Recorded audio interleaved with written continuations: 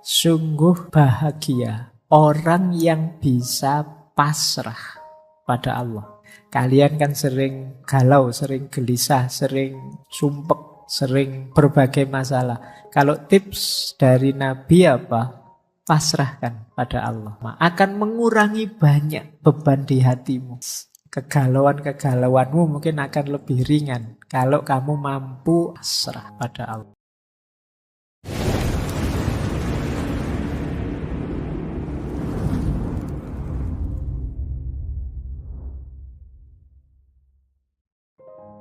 Assalamualaikum warahmatullahi wabarakatuh. Bismillahirrahmanirrahim. Tujuan asketik. Ya memang ada yang duniawi, ada yang ukhrawi. Ada yang duniawi, ada yang spiritual. Bahkan ada yang jenis kesaktian-kesaktian. Di tradisi mistik tertentu yang namanya tirakat itu mengharapkan dapat power. Sakti itu kan sumbernya bahasa India sebenarnya. Jadi mendapatkan, kalau bahasa Jawanya, kadigdayan. Kalau melakukan tirakat ini nanti menguasai ilmu ini, menguasai, bisa mukul orang jarak jauh, bisa menghilang, bisa punya keris petir atau bisa, yang kayak gini nih. Jadi tirakatan ada yang memang fokusnya untuk dapat daya kekuatan magis, kekuatan gaib. Ada yang memang tujuannya mendekat pada Tuhan. Pasrah diri sepenuhnya ke ranah ilahiyah. Ada yang tujuannya duniawi. Saya puasa 40 hari ini Pak, biar rezekiku lancar. Nah ini tujuannya duniawi. Jadi tirakat-tirakat hidup asketik untuk tujuan duniawi. Saya ini sekarang uzlah di hutan Pak, tujuannya biar anak cucu saya besok makmur semua, sejahtera semua. Nah, ini tujuan duniawi. Ada yang tujuan spiritual, pasrah sepenuhnya pada Allah. Tidak meminta efek pamrih-pamrih duniawi. Ya tujuan duniawi itu kayak teman-teman kalau pas lagi ujian kok moro-moro rajin tahajud. Kalau pas lagi ada pamrihnya tiba-tiba rajin Senin Kemis. Nah, itu tujuan-tujuan duniawi. Jadi padunya atau pamrihnya. Nanti begitu rajin tahajud terus dilihat terakhir, IP saya kok tetap saja tidak naik ya, padahal sudah tahajud loh, terus akhirnya males tahajud. Ya karena pamrihmu pamrih duniawi. Jadi ya sama saja kamu tahajud sepanjang malam males belajar ya, tidak bisa jawab akhirnya. Nah tapi ada tujuan-tujuan duniawi, tujuan-tujuan spiritual, bahkan kadang-kadang ada tujuan-tujuan kesaktian, daya magis. Makanya orang yang melakukan hidup asketik itu di masyarakat biasanya dipandang orang ini istimewa, orang ini elit, orang ini superior. Jadi itu persepsi di tengah masyarakat. Baik, kita lanjutkan ya sebelum nanti kita masuk ke praksisnya dalam Islam. Nah, ini buahnya. Kalau tadi tujuannya berarti dari manusianya, kalau ini buahnya. Dari berbagai konsep hidup, gaya hidup asketik, itu secara umum orang menganggap gaya hidup asketik itu punya manfaat menyembuhkan, memurnikan, meremajakan, refreshment spiritualitas. Kalau teman-teman merasa tiba-tiba saya kok rasanya belakangan banyak sekali berdosa Pak, saya belakangan ini kok banyak sekali terjebak dalam hidup yang buram, gelap misalnya, coba sebagai obat salah satu alternatifnya pilih gaya-gaya hidup asketik. Dalam rangka apa? Membersihkan. refreshment, biar spiritualitasmu hidup lagi, segar lagi. Sudahlah Pak, saya tak puasa dulu mungkin bulan-bulan ini biar lebih dekat sama Allah. Saya tak nambah volume ibadahnya biar lebih dekat sama Allah. Saya tak menjauh sebentar dari orang-orang ramai biar lebih dekat sama Allah. Nah, ini fungsi yang banyak disebut refreshment, peremajaan spiritual. Kemudian untuk hidup yang lebih baik, khususnya hidup yang hakiki, karena hakikatnya hidup ini kan kembali kepadanya, ilaihi roji'un. Nah, kan kita sering disindiri sama ustadz-ustadz, sama kiai-kiai. Wong akhir hidup kita ini kan jelas kematian. Kok jarang orang mempersiapkan kematian? Nah, persiapan menuju kematian itu apa? Hidup asketik. Jadi melakukan praksis-praksis asketik. Kemudian yang ketiga, menuju pencerahan, kesadaran diri, realisasi diri. Termasuk khususnya kesadaran betapa fananya dunia dan betapa ranah batin itu lebih sejati. Ini kita sadari lewat perilaku-perilaku asketik. Kemudian peningkatan kualitas moral. Nah, ini juga ya kalau orang sudah kuat di asketiknya ya biasanya ya efek selanjutnya hidupnya lebih terarah, tertata.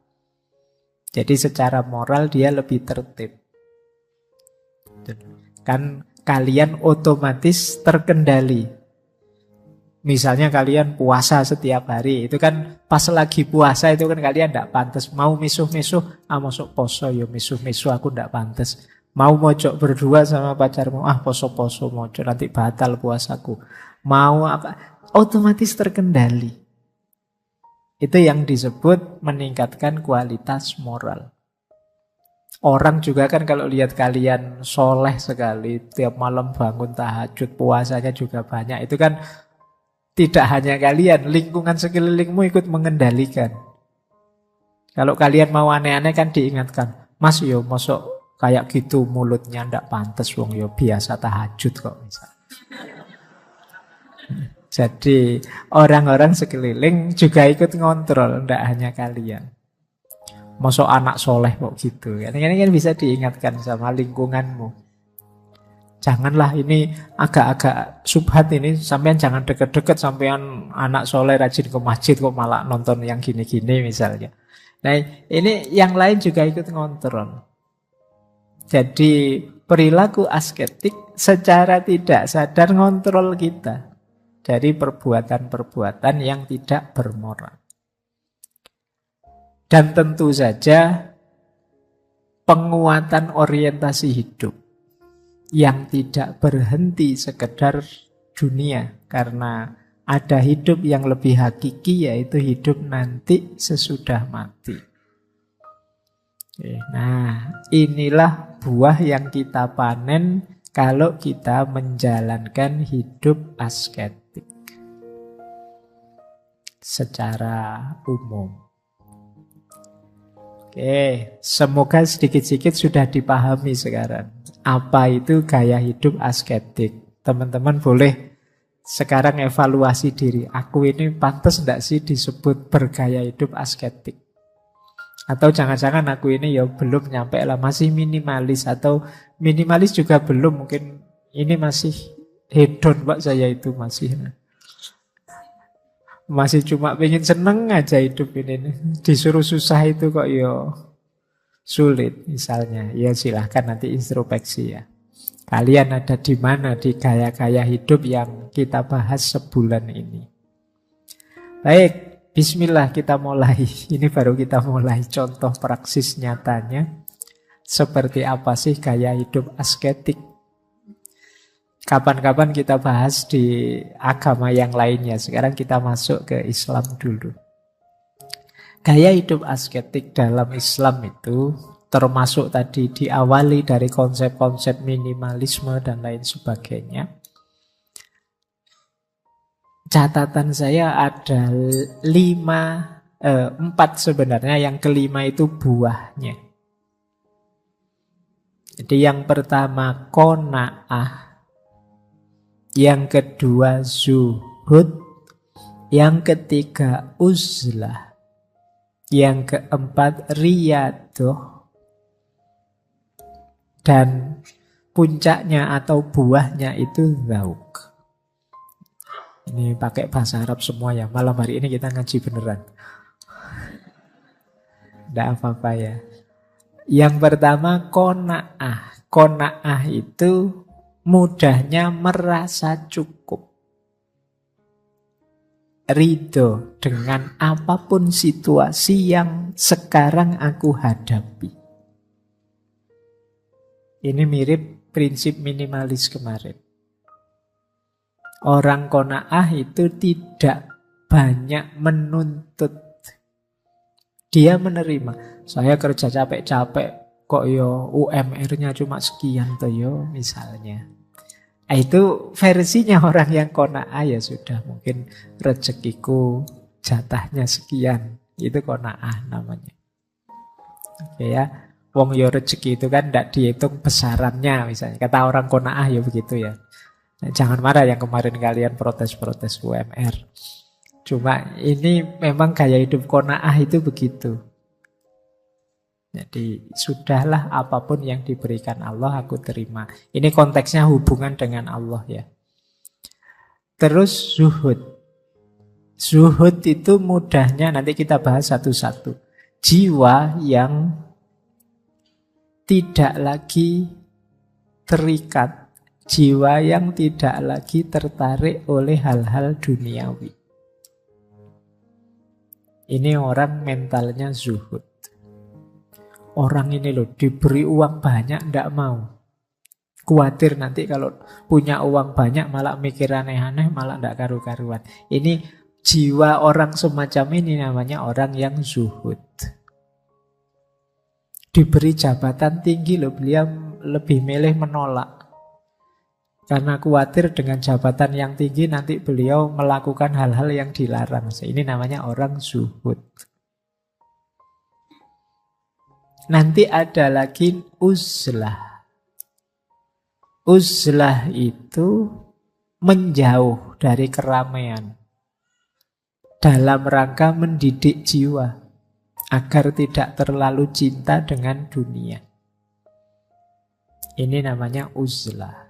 Kenapa jiwamu harus dididik? Karena jiwa yang terlalu cinta dengan dunia sulit dikendalikan. Setelah bisa qanaah, zuhud, uzlah, 3 hal ini sebenarnya kondisi jiwa. Nanti baru riyadhah. Riyadhah itu ya tadi melakukan latihan-latihan, melakukan zikir, ibadah yang banyak mendekat pada Allah. Kalau diri kita terbentuk bisa qanaah, bisa zuhud, bisa uzlah, istiqomah dalam riyadhah, insya Allah akan menemukan dzauk. Dzauk itu kita bisa menikmati keimanan. Kita bisa menikmati kedekatan kita dengan Tuhan. Dzauk itu makna literalnya rasa. Kita bisa merasakan indahnya dekat dengan Tuhan, indahnya mencintai dan dicintai Tuhan. Ini tergantung kondisi mental kita tadi, qanaah, zuhud, uzlah, dan istiqomah kita dalam riyadhah. Selama ini kan lebih sering perintah-perintah agama itu jadi beban dalam hidup kita, diakui atau tidak. Kalian kan lagi santai-santai ngobrol, adzan, Allah baru ngobrol sebentar sudah harus sholat lagi. Misalnya itu kan rasanya kayak agama itu beban sekali. Nanti Pak Ustadzmu bilang, Alhamdulillah Ramadan datang, mari kita gembira. Gembira bagaimana 1 bulan tidak makan berat ya. Itu berarti apa? Kalian belum bisa merasakan dzauknya, rasanya. Nah, untuk bisa merasakan dzauknya perlu tirakat. Perlu gaya hidup asketik tadi. Penataan jiwa, penataan mental. Melalui qanaah, zuhud, uzlah, riyadhah. Jadi ini rumusnya. Kan belakangan ini banyak orang mulai ragu. Kata agama ini kok sering jadi sumber masalah ya Pak. Sumber masalah sebenarnya manusianya. Cuma kan kamu merasa kok porosnya selalu lewat agama. Kemungkinan kita belum bisa menikmati agama. Belum ketemu zauknya. Belum ketemu rasanya. Kalau bahasanya hadis itu manisnya iman. Kita belum nyampe ke sana. Nah, berarti apa? Bereskan dulu jiwa kita. Termasuk dengan ini semua. Qanaah, zuhud, uzlah, riyadhah, dan seterusnya. Baik, ini nanti kita bahas satu-satu. Sampai jam 10, sampai kamu ngantuk. Nah, saya bilang kita malam ini ngaji beneran ya. Ayo kita bahas yang pertama, qanaah. Jadi saya bilang tadi, qanaah itu kondisi jiwa yang merasa cukup. Kemarin minggu lalu kita belajar minimalisme. Mungkin sampai hari ini kalian berat menjalankan gaya minimalis itu. Kenapa? Jiwamu belum terbentuk qanaah. Qanaah itu Pak, saya itu baju 3 sudah cukup kok Pak. Yang lain-lain bisa saya sedekahkan. Ini berarti kamu qanaah. Saya gaji sekian 1 bulan cukup kok Pak. Nah, ini namanya qanaah. Itu saya bawa 2 hadis dari Rasulullah. Yang pertama, al-qanaatu kanzun la yafna. Qanaah itu khazanah yang tidak mungkin habis. Kalau jiwamu qanaah, itu hakikatnya kalian saat itu juga jadi orang kaya. Dan tidak ada habisnya. Jadi kalau ingin kamu nyaman, tidak sibuk, terlalu sibuk mikir dunia, kembangkan jiwa qanaah. Apa saja yang diberikan oleh Allah saya terima. Kondisiku seperti apa saja aku rela. Nah ini qanaah namanya. Ada hadis yang lain yang bunyinya qad aflaha man aslama wa ruziko kafafat wa qana'ahullahu bima atahu. Sungguh bahagia orang yang bisa pasrah pada Allah. Jadi kalian kan sering galau, sering gelisah, sering sumpek, sering berbagai masalah. Kalau tips dari Nabi apa? Pasrahkan pada Allah. Apapun itu. Aku kalau sholat kok tidak bisa khusyuk ya. Pasrahkan ya Allah, saya pasrahkan ini loh. Kualitas sholat saya seperti ini. Mohon dimaklumi. Nah ini pasrah. Lega nanti hatimu sambil ya berusaha diperbaiki. Ya Allah, saya hari ini banyak bohongnya. Mohon terima diriku apa adanya ya Allah. Aku pasrah wis. Nah ini qad aflaha man aslama, akan mengurangi banyak beban di hatimu. Jadi kegalauan-kegalauanmu mungkin akan lebih ringan kalau kamu mampu aslama, pasrah pada Allah. Ya kayak kemarin waktu kita membahas minimalisme kan seolah-olah kita itu kan semua orang kaya terus mengurang-urangi segalanya. Tapi sebenarnya kan bagi yang tidak punya duit, Pak, saya minimalis gimana, wong saya tidak punya apa-apa misalnya. Saya sudah otomatis minimal. Maka konsepnya tidak sekedar mengurangi atau hidup sederhana, tapi qanaah. Jadi qanaah itu ya sudah menerima apapun situasi. Ini lebih penting. Jadi maka bahagialah orang yang bisa pasrah dan rezekinya itu levelnya cukup. Tidak berlebih dan tidak kurang. Oh, itu harus bahagia orang yang rezekinya cukup. Rezeki cukup itu kan pingin apa saja cukup. Tidak berlebihan. Jadi ya kayak iklannya apa? Salon pas itu loh. Pas butuh ini pas ada. Pas butuh itu pas ada. Atau kayak semboyannya Raden Mas Sosrokartono itu loh. Sugih tanpa bondo. Sugih tanpa bondo itu kalau katanya Raden Mas Sosrokartono kan, aku itu kalau butuh apa saja ada. Meskipun hakikatnya aku tidak punya. Kenapa begitu? Karena aku banyak teman. Jadi di antara makna sugih tanpa bondo kalau Raden Mas Sosrokartono itu, dia pokoknya hidup itu fokus berbuat baik pada orang lain. Jadi saya terus banyak teman. Kalau saya banyak teman, butuh apa saja kadang-kadang datang sendiri meskipun aku tidak punya. Ini namanya sugih tanpa bondo. Beliau kan buka pengobatan di Bandung itu nolong banyak orang. Prinsipnya kan kantong bolong. Pokoknya aku punya apa saja tak bagi ke orang lain. Akhirnya temennya banyak di mana-mana. Di rumah tidak ada apa-apa, tapi pas butuh apa saja ada.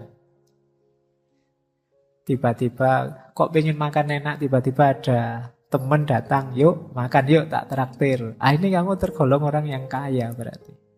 Butuh apa-apa cukup. Nah itu kalau bahasa hadis ini waruziko kafafat. Diberi rezeki yang cukup. Apapun itu rezeki, mungkin dalam bentuk harta, benda, nilai, mungkin kuliah itu. Nilaimu berapa? Cukup, Pak? Ya kan enggak apa-apa, yang penting lulus kan, nilainya cukup. Daripada yang awak enggak lulus-lulus, saya cukup saja, nang cepet lulus, nang selesai.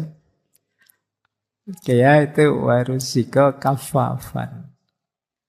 Terus wa qana'ahullahu mimma atahu.